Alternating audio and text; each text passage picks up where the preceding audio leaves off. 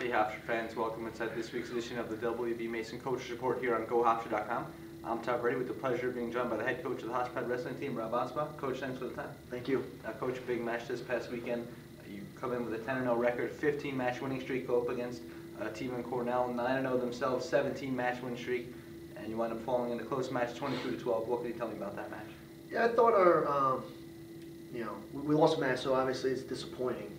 They're a very good team, but we went up there to win the match, and we didn't quite get it done, so it was disappointing from that standpoint. But I wasn't disappointed in our effort. We made some mistakes in some crucial matches, and we can work on them. But it definitely, we didn't lose the match because of lack of effort or anything like that. It was just, there was a couple things that we need work on, and we can spend this week doing that. So. Starting it off at 125, Steve Bonano taking on a guy he knows pretty well, Frank Pirelli, a matchup of top 14 wrestlers at 125, and he winds up losing a close 3-2 match. Yeah, I mean, it seems to be the same score every time these guys wrestle. It's always 3-2. Unfortunately, he always gets the takedown, and we haven't found a way to really get past his defense. We need to work a little bit harder to get him out of position and just kind of make him a little bit more uncomfortable. Kid's, very good, top 5 kid in the country, but we need to find a way to beat him. We'll probably get one more chance at Nationals to knock him off, and I'll tell you, he can have all the other wins. If we beat him at Nationals, I'll take that one.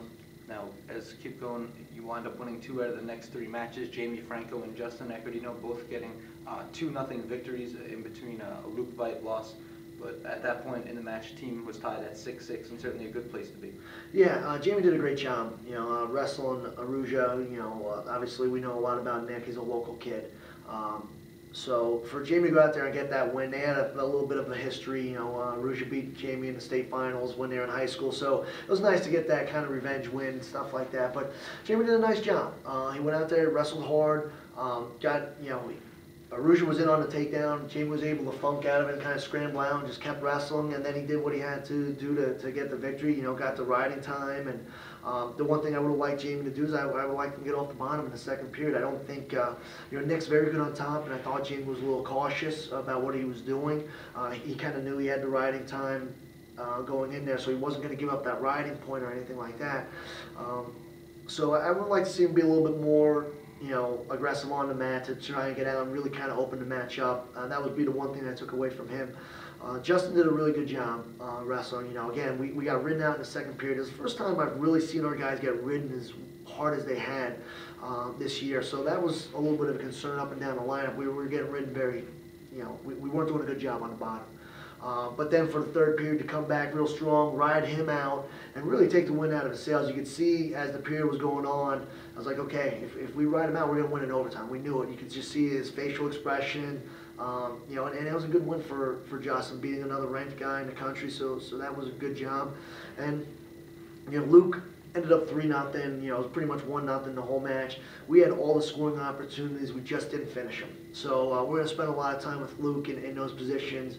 But again, I would have liked to see, Luke took 3 shots. He got in deep on three legs.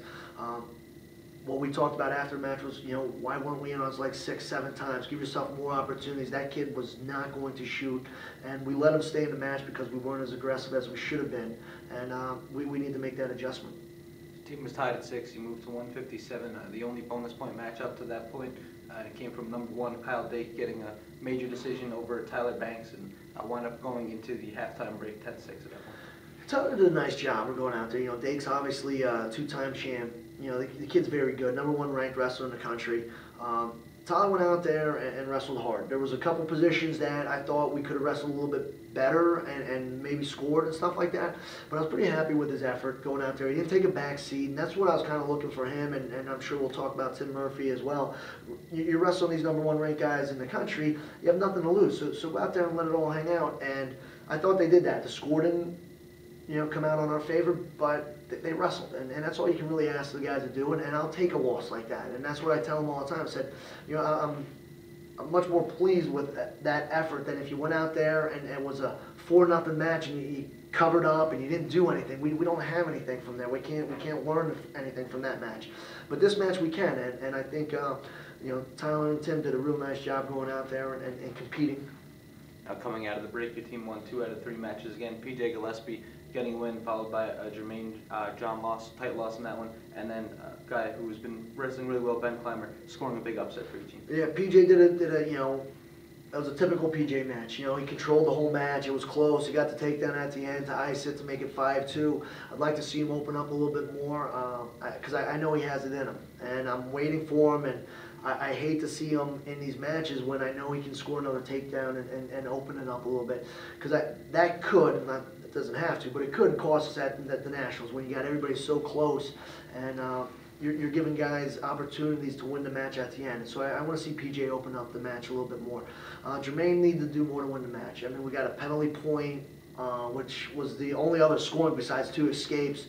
We were in on the leg one time, and that was the only really scoring opportunity of the whole match. And we need Jermaine to have more of a sense of urgency, and that's kind of what we talked about afterwards. There's a minute 30 left in the match, and you're losing. Go figure out a way to get your hand raised. I mean, put yourself in position. I mean, if he takes you down, you're still losing. Just give yourself an opportunity, and I don't think he did a good job with that. And that was probably the biggest concern with that match, or the match in general through anybody. I was most disappointed in that match. Again, Ben Clymer, has been doing a great job.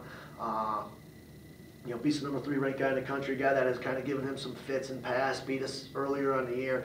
So for him to go out there and get that win was huge. It was huge for him. It was huge for the team. And it put us in position to win the match going into the last 2 bouts. And you mentioned the last 2. The big guys, 197. Obviously a tough matchup for Tim Murphy going up against the number 1 guy. And Cam Simez winds up getting pinned. And then at heavyweight, I know a matchup that I'm sure you probably wanted a little more out of. Paul Snyder going up a guy he's very familiar with in Maciej Jakim, and he winds up taking the loss there. Yeah, like I said earlier, Tim did a nice job. He went out there and competed as hard as he could. You're wrestling a guy that he's probably scored bonus points in all but like 2 matches this year. So it was really a tall order for Tim to go out there, but he competed, and I was proud of the way he wrestled. Paul Snyder definitely was a matchup that we were thinking on paper we win that match. They were 1-1 on the year. We'd won the last one. And, he just didn't go out there and attack in the first period. He fell behind 2-0 because he didn't get his escape. And the way he finished the match with shots and doing things like that, we need him to transition that into the first period and not wait till the end of the match. When you're down by a score, guys are waiting for you to take those shots, and it becomes easier to hit go-behinds and give up late takedowns when you're behind by a point or so, and or the other person knows you have to take those chances. So we need to have Paul open up a little bit more when guys it's not as expected to take those shots and get out in front, and then we can kind of take that mindset into the third period. So I need Paul to do a better job coming out and wrestling harder and trying to get some more scoring opportunities in the first period. After last year where a team didn't wind up scoring a point against Cornell, how did this year become a match where, it was only 13-12 with 2 matches to go? Well, the guys are doing a nice job of just, preparing each match, and they believe in themselves. And we talked about going out there when we left, and I think from the coaching staff down, we expected to win the match. And I don't know if we expected it last year or what. They were ranked first in the country last year, but the guys really believe in themselves, and they have confidence in themselves, and it's showing in the matches that, we expect to win these matches. Our conditioning looked great. I thought overall there was a lot of things we can take away that were really positive. I think we controlled the pace of most matches. They were out of bounds a lot more than we were, so we were dictating the match. We didn't come out on top, so it's disappointing, but again, there was a lot of positives to take away from it. It wasn't a match where we got completely waxed and we sit there and be like, I don't even know what to say about it. There was a lot of positives from it. We need to get better, so we spend this week working on the situations, the techniques that we need to get better on, as far as instead of kind of, hey, we got to have confidence when we wrestle, and talking about those things. I felt we had that confidence. We went out there, we stepped on the mat to win the matches, so now it's just working technique instead of mindset and different things. So from that aspect, I was pretty happy with the way we competed. Certainly that match should give you confidence going into this week. A pair of ranked teams starting off on Friday traveled down to Pitt for a matchup against the number 9 team in the country. Got a couple of top 25 wins over Michigan and Lehigh, only lost to Ohio State this year. What do you see when you look at this Pitt team? Well, they obviously, you're ranked 9th in the country for a reason. The good thing is we've wrestled 5 other guys already this year. So we're pretty familiar. We've seen them out at Las Vegas. And, we're going to look, it's going to be a tough matchup. They got some good guys. When you look at it on paper, it looks like it's supposed to be a 5-5 split, where bonus points are going to come into play. So, it's going to be a good dual meet, and we're going to need some guys to wrestle up to their potential. Again, it's the same thing I said to our team before we went up to Cornell. We don't need to wrestle above our capabilities. We just have to wrestle to our potential. If we do that, I think we should, win this match pretty easily. I mean, it's going to be a hard-fought match, but we should take most of them, and it'll make the score look a little bit lopsided, even though every single match is going to be close. So, and then to move into Sunday, we got to be prepared for Binghamton. It's not the easiest weekend for us. We leave Thursday, we fly out to Pittsburgh. We make weight on Friday, then we have a travel day back Saturday and wrestle Binghamton the next day. Nice to be at home, last match of the year, last home match of the year. So our guys should be pretty excited about it. We've seen Binghamton numerous times. We've wrestled them last year, and so a lot of the matchups we already know, and it should be another hard-fought match. They're wrestling really well. And these are the matches that our guys came to Hofstra for, to wrestle these types of teams and in this environment. So it should be a fun weekend. Tell me about the rivalry between your team and Binghamton. Of course, the only team to win a CAA crown in the last 10 years that wasn't Hofstra. So tell me about the rivalry that's starting to brew there. Yeah, it's great. It's great for our conference. It's great for New York State wrestling. Pat's doing a great job. The team wrestles hard up there, so we know when we get on there, get in the match, that they're going to battle, and they don't give up a point for anything. They scramble around, they extend points, and they do a real nice job of it. So yeah, it's become a matchup that we kind of look forward to the end of the year, and the last couple of years it's been Hofstra Binghamton going down to the end as far as dual meets and in the conference championship. So it's fun, it's exciting. There was a time when we were walking through the conference tournament and it wasn't really too much, it was just kind of expected, and this puts that rivalry back into it. It makes it a lot more fun to go up to Binghamton and wrestle in the CAA championships and wrestle these dual meets. And Coach, finally, any keys to coming out with a pair of victories this weekend? We need to wrestle up to our ability. I think if you're looking from straight matchup standpoints, against Pittsburgh, 157, and it is a matchup that I think from just paper, looking at it on paper, whoever wins that match should be is going to come out on top in the dual meet. If you look at the Binghamton match, there's a couple swing matches, and we need to obviously end up on top of those swing matches to pull out the victory.